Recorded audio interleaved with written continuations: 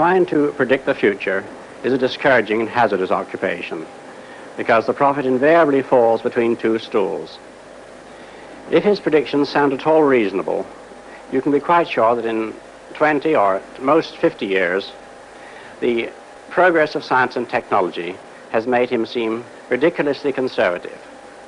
On the other hand, if by some miracle a prophet could describe the future exactly as it was going to take place, his predictions would sound so absurd, so far-fetched, that everybody would laugh him to scorn.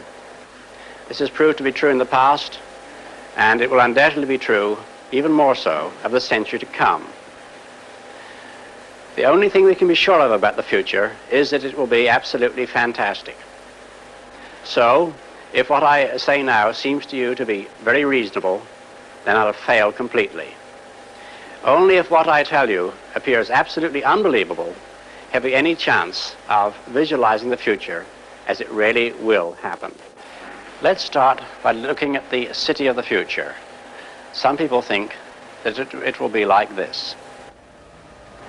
And they're quite right. In fact, everything you see now already exists. All the materials, all the ideas, these things could be put into practice immediately. But what about the city of the day after tomorrow, say the year 2000? I think it will be completely different. In fact, it may not even exist at all. Oh, I'm not thinking of the atom bomb and the next Stone Age. I'm thinking of the incredible breakthrough which has been made possible by developments in communications, particularly the transistor and, above all, the communications satellite.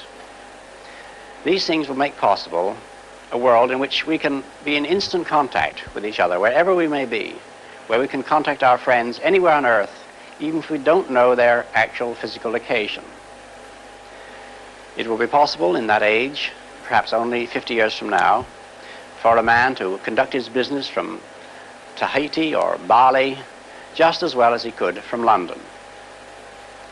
In fact, if it proves worthwhile, almost any executive skill, any administrative skill, even any physical skill, could be made independent of distance.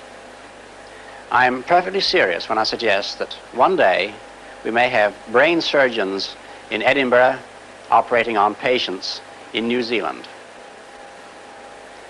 When that time comes, the whole world will have shrunk to a point, and the traditional role of the city as a meeting place for man would have ceased to make any sense. In fact, men will no longer commute, they will communicate. They won't have to travel for business anymore, they'll only travel for pleasure.